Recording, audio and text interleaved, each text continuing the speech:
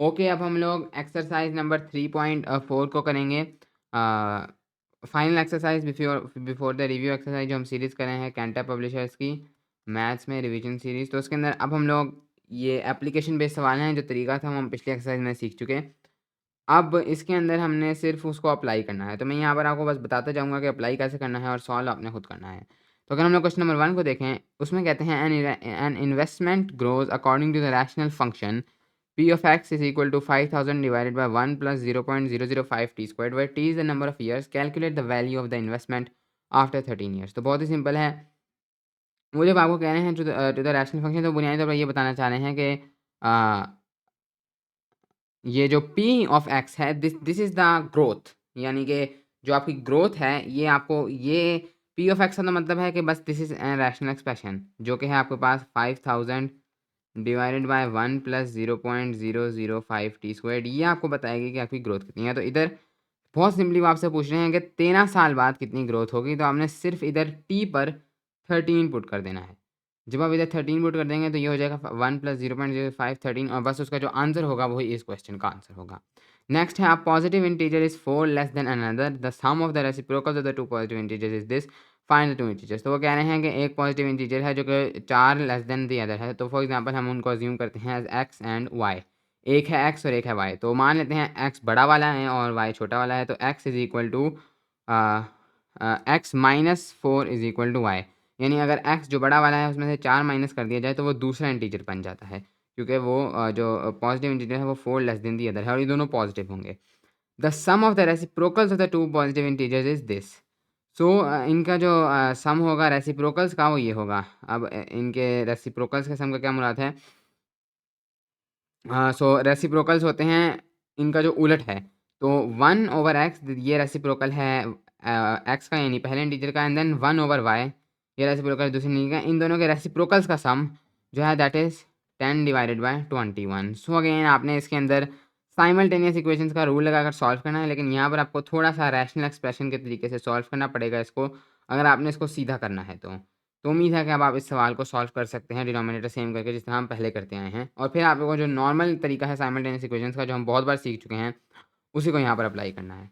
Okay, इसके बाद है question number 3, two construction crews one more experience than the other can work together to build a shed in 5 days.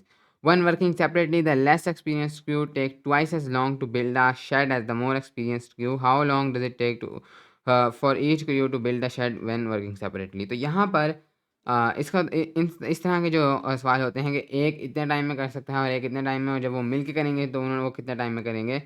सो इसमें आपने सिर्फ उनके टाइम्स को ऐड नहीं करना, ना ही सब्ट्रैक्ट करना है, इसमें आपने रेट पता चलाना है। सबसे पहले आप क्या करेंगे कि आप देखेंगे कि इन दोनों, जब ये दोनों क्रू मिल के काम करेंगे तो रेट क्या है। रेट ये है कि जो यूनिट टाइम है उसमें वो कितना काम करे हैं। अब यहाँ पर यूनिट डेज़ है, यानी जो टाइम का यूनिट है दैट इज़ डेज़। तो एक दिन में वो कितना काम करे हैं। सो अगर हम लोग देखें तो एक कंप्लीट शेड अगर 5 डेज़ में है, तो 1 शेड अगर 5 डेज़ में है, तो फिर इनका जो रेट है इन दोनों क्रूज़ का that is going to be 1/5 shed per day, यानी कि एक दिन में वो उस शेड का 5वां हिस्सा कंप्लीट करे हैं, तो 5 दिनों में वो पूरा शेड कंप्लीट करते हैं। सो ये है उनका कंबाइंड रेट 1,5 1/5, और कंबाइंड रेट हमेशा इक्वल होता है उन दोनों के अलग अलग रेट्स का। यानी जो एक क्रू है उसका रेट कितना है, क्योंकि ये 2 क्रूज़ हैं जो मिलके काम कर रहे हैं। सो हर क्रू का ख़ास रेट है। सो जो पहला क्रू है जिसका रेट हम लोग कह देते हैं RA, अगर उसके अंदर ऐड कर दी जाए दूसरे क्रू का रेट, तो वो 1/1/5 के इक्वल है। प्लस वो बता रहे हैं the less experience crew takes twice as long to build a shed. तो मान लेते हैं कि जो बी है वो लेस एक्सपीरियंस है, किसी एक को हम लोग लेस एक्सपीरियंस मानेंगे, यानी उनको इतने अच्छे तरीके से काम नहीं करना आता। तो जो RB है, यानी जो रेट है उसका लेस एक्सपीरियंस क्रू का, वो R/A डिवाइडेड बाय 2 होगा, यानी उनका रेट आधा है। वो उनको डबल टाइम लग जाता है, तो उनका रेट आधा है काम करने में। Rate is basically the speed. So इस तरीके से ये आपकी 2 इक्वेशंस बन जाएंगी, और कुछ रैशनल एक्सप्रेशन का कॉन्सेप्ट लगाकर आप इनको आसानी से सॉल्व कर सकते हैं। ओके, इसके बाद और फिर जब आप इनको सॉल्व कर लेंगे, फिर वो कहते हैं how long does it take each crew to build a shed when working separately. जब आपके पास दोनों के रेट्स आ जाएंगे, तो फिर आपको सिंपली जो है उस रेट के मुताबिक आप पता चला पाएंगे कि आपके पास एक शेड को कंप्लीट करने में कितना टाइम लगेगा। क्योंकि आपके पास जो टाइम का फ़ॉर्मूला होगा उसका फ़ॉर्मूला होगा आपके पास जो उसका फ़ॉर्मूला होगा अ, आपके पास जो इसका फ़ॉर्मूला होगा कितना आपको वो लगेगा, टाइम लगेगा एक शेड को कंप्लीट करने में, वो आपके पास सिंपली ये होगा कि आपका जो रेट है अ, उसको आप कितनी बार ऐड अप करेंगे तो आपके पास वो आ जाएगा 1 के वो इक्वल हो जाएगा। तो वो आपके पास आपका वो होगा टाइम होगा। यानी मैं अगर सीधे लफ्ज़ों में कहूँ तो आप ये कहेंगे कि rate multiplied by number of days is equal to जो आपके पास चीज़ बनी है यानी थिंग्स बिल्ट यानी शेड्स बिल्ट यानी यहाँ पर शेड्स बिल्ड किए जा रहे हैं। तो आपके पास यहाँ पर वो पूछ रहे हैं कि एक शेड को बिल्ड करने में कितना टाइम लगेगा, तो आप यहाँ पर पुट कर देंगे 1 रेट आपको पता होगा जो आप इस इक्वेशन से निकालेंगे, ए क्यू का अलग, बी क्यू का अलग, देन टाइम जो नंबर ऑफ डेज़ हैं, फिर आप इसको उधर लेके जाकर इसको आप कैलकुलेट कर लेंगे। तो इस तरीके से ये वाला सवाल आपके पास सॉल्व होगा। ओके, सो हमने 1, 2, 3 क्वेश्चन को सॉल्व कर लिया। अब हम लोग चलेंगे क्वेश्चन नंबर 4 पर।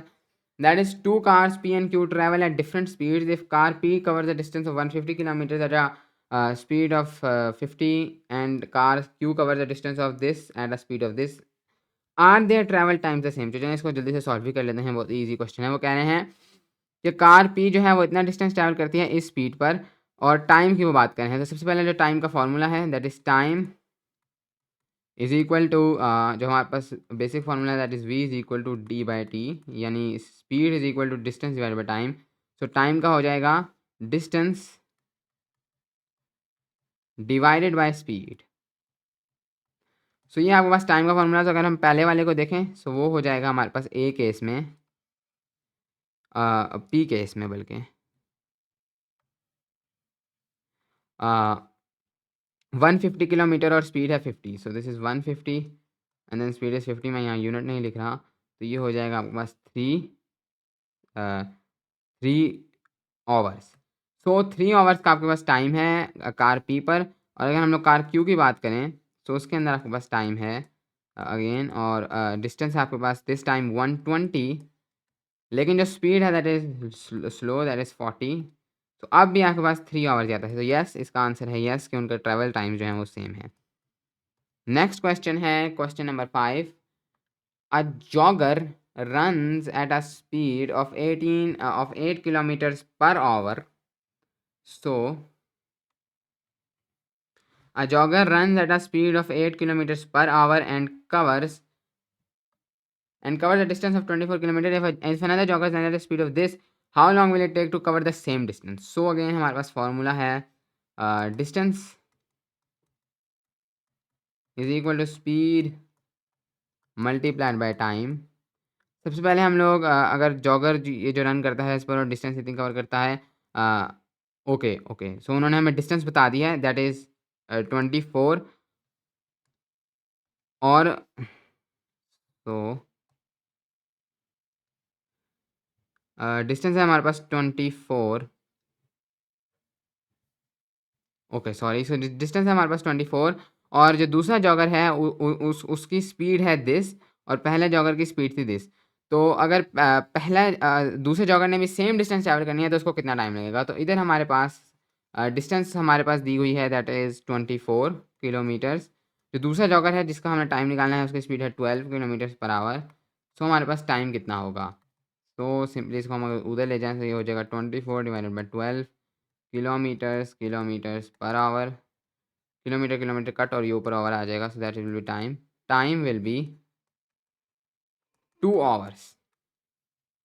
सो 2 hours. A carpenter can build a fence in 10 days while his apprentice can build the same fence in 15 days. How long will it take them to build the fence together? तो ये अब आप खुद करेंगे। Again पिछले वाले सवाल कितना होगा जो रेट वाला सवाल था, अब उन्होंने आपको बता दिया है कारपेंटर जो फर्स्ट कारपेंटर है और सेकंड कारपेंटर उनके आप दोनों के रेट्स निकालेंगे। फर्स्ट कारपेंटर का फोर्स रेट होगा 1/10 फैंस पर डे, क्योंकि वो 10 दिन लेगा एक फैंस के लिए, तो एक दिन में वो 10वां हिस्सा कंप्लीट करेगा फैंस का। और दूसरे के लिए है 1/15 फैंस पर डे। तो ये उन दोनों के अलग अलग रेट्स हैं। फिर वो आपसे पूछते हैं how long will it take them to build the fence together. तो पहले आप इन दोनों को ऐड करके उनका टुगेदर का रेट निकालेंगे और फिर आप इसको मल्टीप्लाई कर देंगे अपनी उससे रेट को जब आप अपने टाइम से मल्टीप्लाई करते हैं तो आपके पास आता है कितना वो बिल्ट हुआ है। तो आपके पास जो फॉर्मूला है आपका rate multiply by time is equal to, यहाँ पर अब आपके पास होगा फेंसेस जो बिल्ट हुई हैं। फेंस आपके पास अब एक होगी, रेट आपको पता होगा तो यहाँ पर से आप टाइम निकाल सकेंगे, यानी आप अब यहाँ पर फेंसेस को रेट पर डिवाइड कर देंगे तो उसका पास टाइम आ जाएगा। ओके नेक्स्ट है। सो अब हमारे पास है क्वेश्चन नंबर 7 जिसमें वो कहते हैं कि जो 5 वर्कर्स हैं वो 12 डेज में एक काम को फिनिश कर सकते हैं। तो अगर इसके अंदर 8 वर्कर्स ऐड कर दिए जाएँ तो फिर उनको कितना टाइम लगेगा। सो बहुत ही सिंपल है। अगर एक प्रोजेक्ट को कंप्लीट 5 वर्कर्स के लिए उसको 12 दिन लग रहे हैं, 12 डेज़, तो फिर आपके पास ये तो 5 वर्कर्स को इतने लग रहे थे, जो एक वर्कर है उसको कितने लगेंगे अगर हम लोग ये निकालने की कोशिश करें। सो हमें सिर्फ इसको मल्टीप्लाई बाय 5 कर देना है क्योंकि वो 5 गुना काम बढ़ जाएगा। सो हमारे पास हम जो तकरीबन आएगा 60 वर्कर डेज़ का मतलब है यानी कि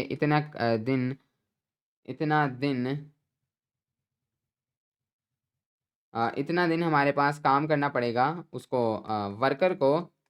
तो फिर वो ये प्रोजेक्ट कंप्लीट होगा अगर सिर्फ एक वर्कर है तो 60 वर्कर डेज तो इसका टोटल अमाउंट ऑफ वर्क है।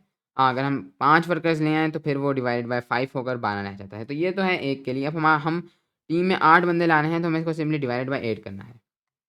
60 डिवाइडेड बाय 8 वर्कर डेज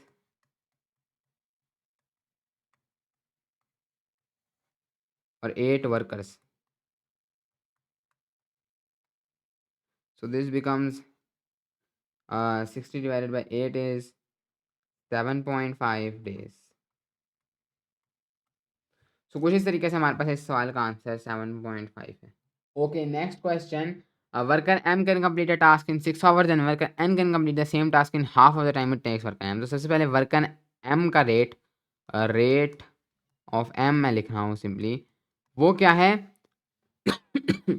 तो बहुत ही सिंपल फॉर्मूला है, दैट इज कि आपका जो यानी कि अगर वो एक पूरा टास्क 6 घंटों में कर रहा है तो वो 1 घंटे में 1/6 of the time 1/6 of the चीज़ करेगा। यानी कि आपके पास होगा यहाँ पर टास्क डिवाइडेड बाय टाइम।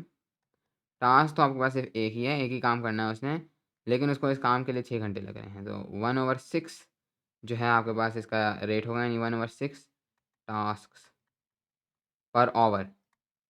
तो ये आपके पास हो गया इसका रेट, यानी कि वर्कर M का रेट ये है काम करने का। वर्कर N जो है वो same task half of the time में कर सकता है, यानी उसका रेट डबल होगा।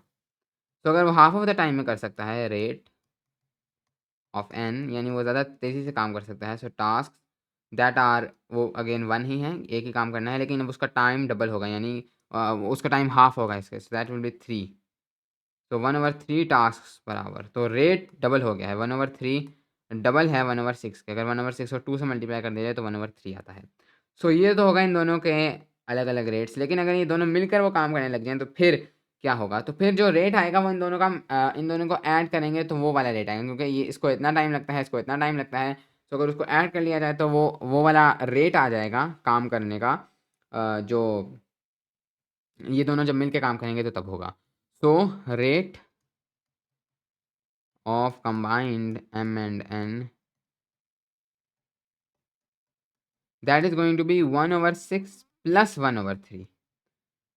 और अब जो आंसर आपके पास आएगा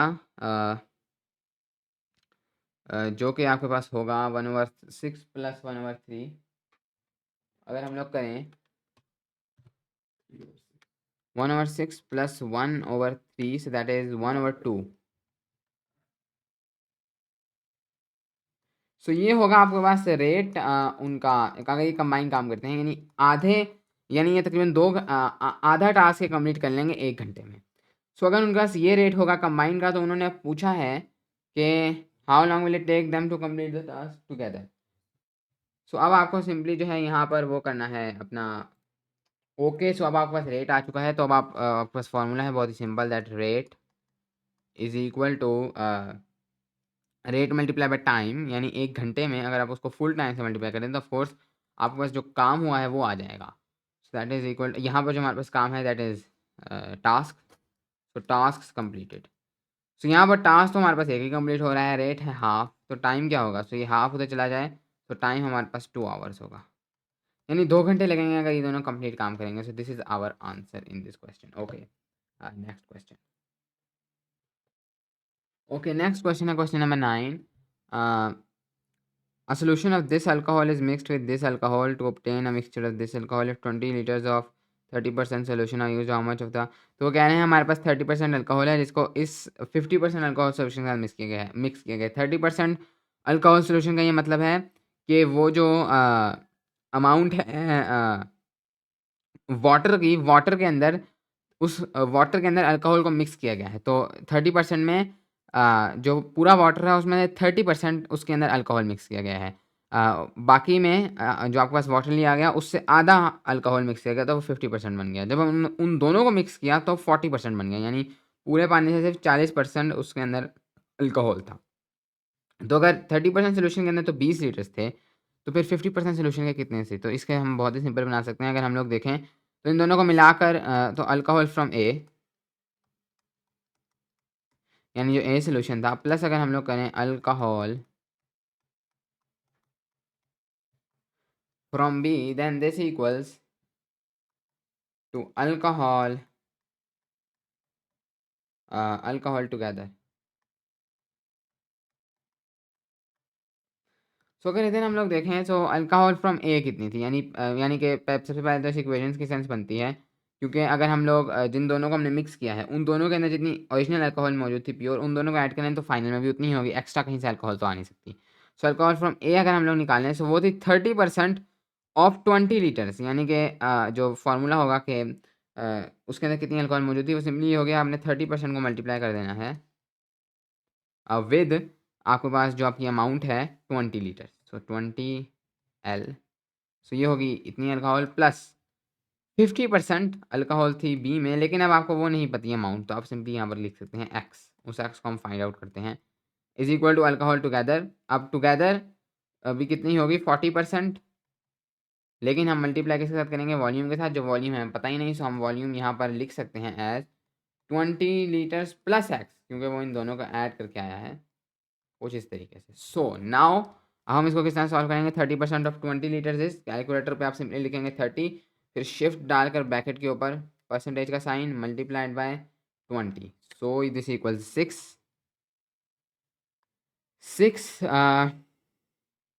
लीटर्स, परसेंटेज खत्म हो जाएगी, प्लस 50 मल्टीप्लाइड बाय एक्स, इसको हम इसी तरह रहने देते हैं। इस 50 को हम लोग डेसिमल्स में कन्वर्ट कर देते हैं, तो 50% यानी divided by 100 is equal to, so ये हो जाएगा 0.5x इज इक्वल टू, और इसको भी हम लोग डेसिमल्स में कन्वर्ट करें तो दिस बिकम्स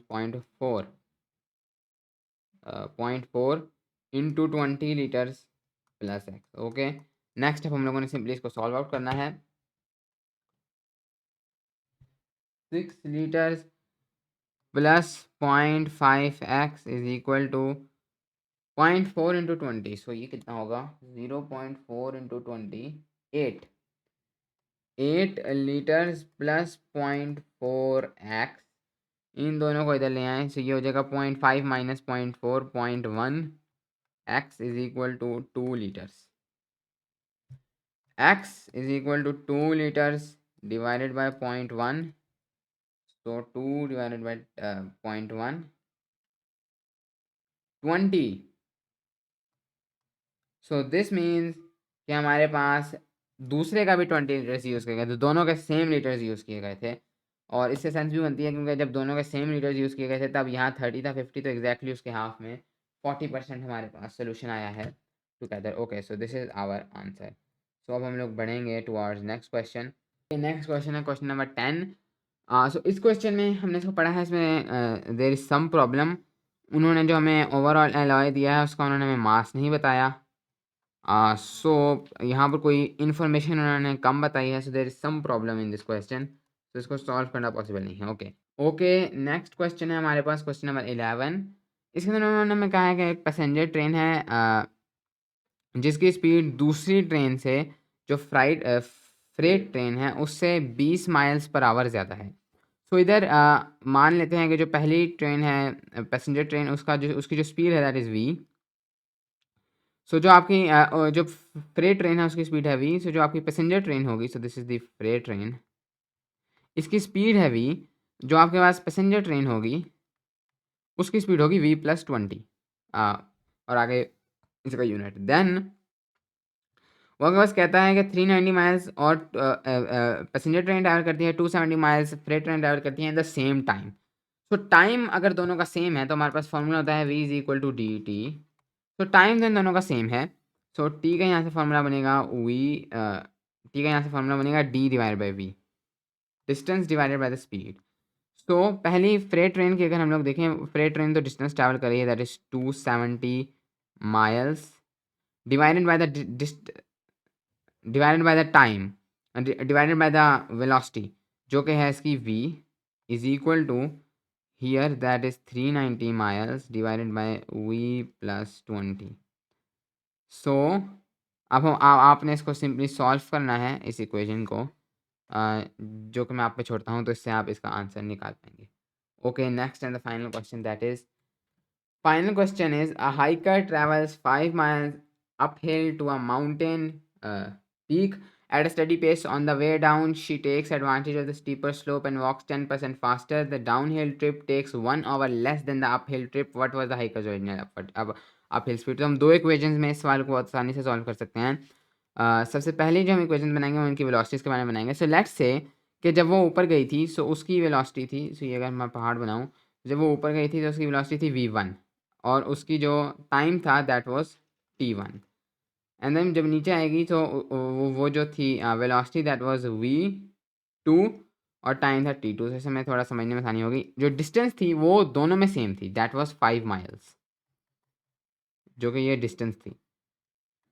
अगर हम लोग पहला फॉर्मूला बनाएं अकॉर्डिंग टू वेलोसिटीज तो हम कह सकते हैं कि v1 जो कि पहली स्पीड थी, अगर उसके अंदर हम लोग ऐड कर दें इसका 10% जो कि होगा 0.1 v1, तो वो हमारे पास v2 के इक्वल होगी, क्योंकि वो हमें खुद बताते हैं कि वो 10% फास्टर आई वापसी पर। तो ये हो गई हमारी पहली इक्वेशन। नेक्स्ट इक्वेशन हम बना सकते हैं टाइम के मुताबिक।